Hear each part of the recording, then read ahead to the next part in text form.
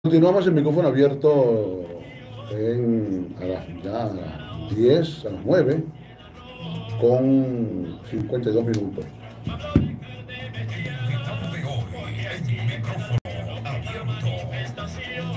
Buenos días, Estoy para Jorge. acá, estoy para acá. Bien, ahí tenemos al amigo Luis Martínez. Luis Martínez, bienvenido al micrófono abierto una vez más. Eh, varias veces está conmigo acá en el micrófono abierto, Luis. Varias. Bienvenido, de verdad es un placer tenerte por acá para nuestros oyentes y para que compartamos un rato sobre el acontecer nacional post elecciones. Bueno, un placer, Jorge, y el placer es mío. Además que, como siempre subrayo, Yaracuy 1090 es muy especial para mí, porque fue mi primera casa radial, ¿no? Tengo varios años haciendo radio y comencé por allá por los años 1994 aproximadamente. Creo que si mal no recuerdo fue 1994 exactamente. Y fue en esta casa, pues, Yaracuy Esto ha sido 1090. una academia para muchos profesionales de la Por locución, supuesto, fue una periodistas. escuela, claro, claro que sí, claro que sí. Y esperamos que lo siga haciendo. Luis, al grano directamente, vamos ya a tocar el tema. Luis, ¿cómo observas tú el ambiente político en el país luego de las elecciones? Terrible, muy mal. Muy mal porque no pareciera haber disposición política. ¿Y a qué se refiere la disposición política, Jorge, y amigo de Yaracuy 1090? A que, bueno, hay un conflicto. Pues claro que hay un conflicto de intereses, un conflicto en cuanto a la visión de que pudo haber sido el resultado, en cuanto al cuestionamiento de la falta de transparencia, el que sea, no entremos en el fondo. ¿Ok? Eh, pero los actores, que serían en este caso el oficialismo y la oposición, no están negociando, o sea, no están sentados en una mesa para ¿Qué es el deber cómo ser? resolvemos esto, ¿no? Y entonces uno ve iniciativas como la de Petro, la de Lula, la de AMLO, que se unen en un triunvirato allí de mediadores, pero que no son mediadores en el fondo ni negociadores, porque ellos no expresan la postura de Maduro en un caso, o no expresan la postura de la oposición, sino que plantean, bueno, la salida podría ser esto, y lanzan como una propuesta cuando ellos no son actores dentro de la negociación. Ujú. Ni la OEA, ni nadie, no hay nadie negociando nada, al menos que uno sepa, ¿no? Y tras bastidores. O sea, Y exactamente, pero yo creo que si hay una crisis en este momento, creo que si habláramos de la escala de la gravedad de la crisis, yo creo que la mayor crisis que hay es una crisis de credibilidad y de transparencia.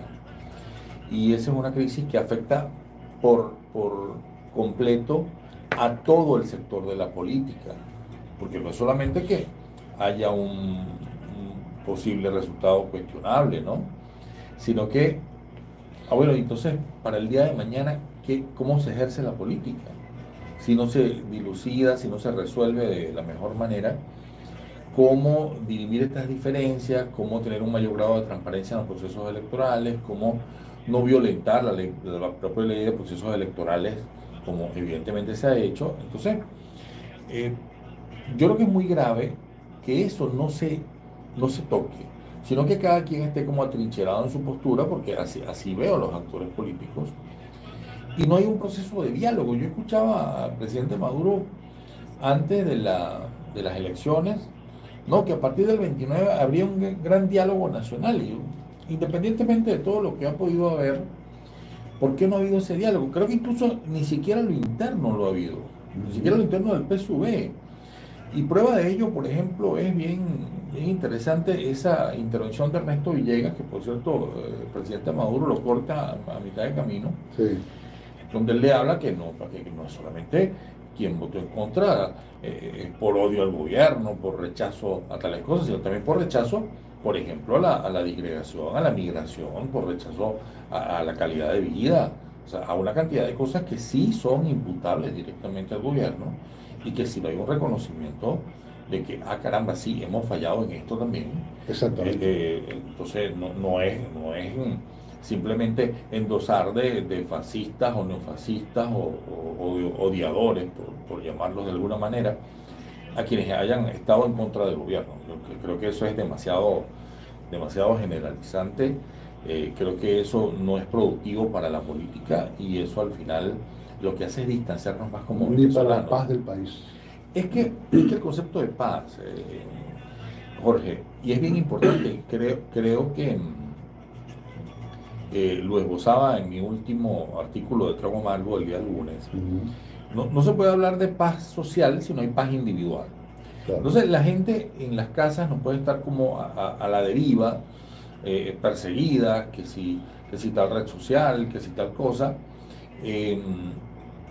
Sentirse así, oye, y que tengo que ser responsable. Cuando yo me refiero a persecución, yo no estoy hablando exclusivamente del Estado. Yo estoy hablando de que aquí hay actores políticos que porque uno no asume una postura política determinada, radical, salvaje frente al gobierno, entonces cuestionan la integridad que uno tiene como analista o como columnista, y entonces caemos en los dos extremos del mismo extremismo, valga la redundancia.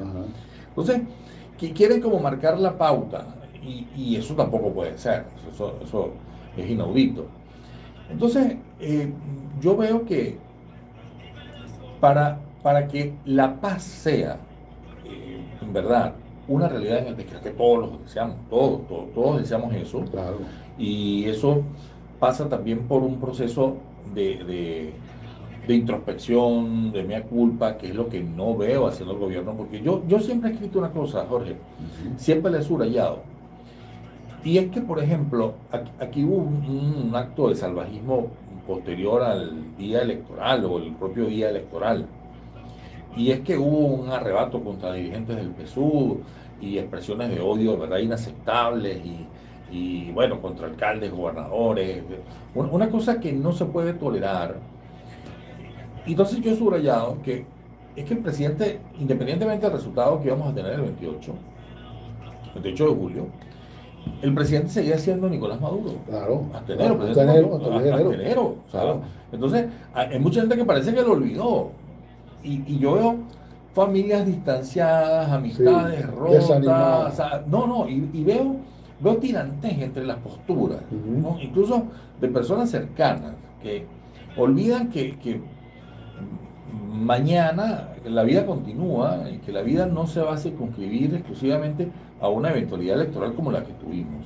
El país, para que se desarrolle y para que salgamos de la situación económica que tenemos, tiene que ser de forma mancomunada, unidos. Claro. O sea, porque de otra manera no. Claro que no. Entonces, claro, insisto, la paz social se construye desde la paz particular y yo creo que hay mucho estrés entre las partes, mucho. O sea, algunos como no aceptando que caramba, han perdido el apoyo popular y otros como tratando de entrever que entonces, bueno, vamos por el poder porque nosotros decimos que tenemos una mayoría tal o cual. O sea, ninguna de las dos posturas es política. ¿Por qué crees tú que el gobierno, por llamarlo de alguna manera, adelantó las elecciones en vez del 4 de diciembre como correspondía, sino el 28 de julio? ¿Con qué intención? Bueno, vaya uno a saberlo. ¿Será para que en estos 5 meses que al perder las elecciones, lo que pasó, según lo que lo reconocen gobiernos aliados de él y otros que no son aliados de él, lo reconocen como tal? ¿Será para eso, para tener tiempo, esos 5 meses de por lo menos defenderse o buscar la forma de acomodar las cosas? Es la gran pregunta, la gran interrogante. ¿Pero qué sería acomodar las cosas? Acomodar las cosas, digamos que llevarlas al terreno de él, ¿no? De tratar de que se repitan las elecciones, por ejemplo, que ya se asomó por allí, buscar más oxígeno para continuar en el poder. Pero, bueno, la verdad es que habría que preguntarle al propio presidente Maduro o a la dirección la alta dirección del PSUV, cuál fue la estrategia que ellos plantearon. pero creo que la estrategia que Y no la plantearon, fecha de la nacimiento, ¿no? De Chávez, creo que el 28 de julio, fue la fecha que se... bueno, eso podría Como, sí, ser, o sea, puede ser una de las razones, sí, pero eso podría en ser, honor a él, ¿no? claro, pero eso podría ser muy simbólico Simbólico, independientemente, claro, porque claro. eh, creo que Y son todo, 5 meses van a ser, mira, y ya se observa en la calle, Luis, disculpa, se observa la gente desesperada, yo, claro, trata de calmarlo, ¿no? Desesperada, que no ven futuro, que se van del país, que es algo muy triste, sí, claro que es es muy algo muy triste, triste. Luis, claro, porque la gente, inclusive, el día de las elecciones llegaron gente de fuera del país, otros países que estaban en otros países, vinieron directamente a votar, inclusive hasta Claro, por trochas llegaron aquí a Venezuela a votar, claro, es que esperanzados en cambiar el gobierno. yo creo que hay una falta de lectura también del Mm, país, falta de lectura del país. Y ahí hay que establecer que el alto gobierno, mm, el gobierno nacional, fíjate cómo, por ejemplo, yo decía en otro análisis, como gobernadores, como la Cava, por ejemplo, que ajá, una sí, gran popularidad, gran apoyo sí, yo lo en leí. Carabobo, o alcaldes, por ejemplo, alcaldes acá en el eje metropolitano, Ajá, el alcalde de San Felipe, el alcalde de por color, por Independencia, el independencia. alcalde, tienen una base de apoyo popular. Entonces, eh, fueron arropados por ese tsunami antimaduro, Ujú, ¿no? Y eso incluso está en una declaración, en una rueda de prensa que dio el propio gobernador, cuando le claro, preguntan sobre los resultados, y no tenían los resultados, pero él estaba hablando de los resultados que había habido en el eje metropolitano, que era básicamente lo que llaman el corredor, según las palabras de él, el corredor opositor, ¿no? Entonces, eh, ¿por qué unos alcaldes que han gozado y gozan seguramente de apoyo popular, que han sido electos, que tienen unas gestiones que pueden exhibir? Yo veo a estos alcaldes trabajando sí, sí, claro. prácticamente todos los días, exponiendo cosas, exhibiendo cosas. Eh, ¿por qué han sido arropados con el rechazo electoral? Porque el rechazo no es imputable a No es ellos. imputable a Entonces, ningún aquí alcalde hay ni un problema. gobernadores. Por eso es que es un problema de lectura del país. Ujú, La gente no está votando en verdad porque haya un hueco o falte electricidad en un poste. La gente está votando porque no hay calidad económica, exactamente, Jorge, no hay calidad de vida. es lo O más sea, porque importante. las personas con lo que ganan no pueden sobrevivir.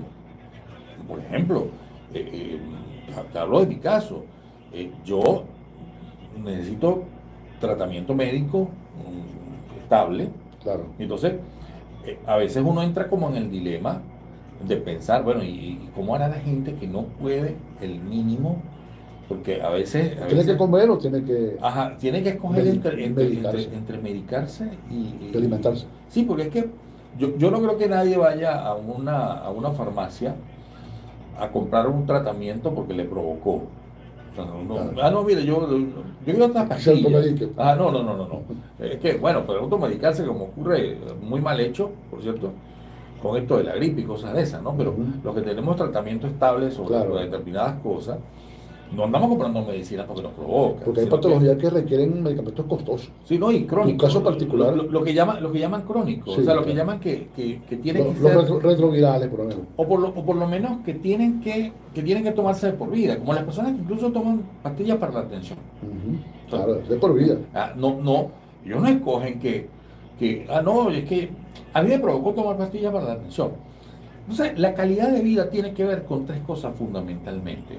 Uno, que tú te sientas tranquilo Claro. porque el balance trabajo-productividad Ujú, te permite desarrollar como quieres desarrollarte. Segundo, que una cosa no te prive la otra, porque exactamente. ese es el concepto de pobreza o de escasez. Claro. Porque entonces si lo que tú produces implica que vayas a decidir el día de mañana, si compro esto, no puedo comprar aquello, entonces obviamente lo que estás produciendo, a pesar de todo tu esfuerzo, no te va a alcanzar. Pero el tercero es más importante aún, es que puedas romper ese ciclo. Es que tú digas que el día de mañana, tú trabajando más, produces más luego, entonces puedas revertir el círculo. Y en Venezuela eso no se cumple. Entonces, esa gente que se ha ido, la gente que ha migrado, lo hace precisamente porque El país no puede sobrevivir, buscando una calidad de vida.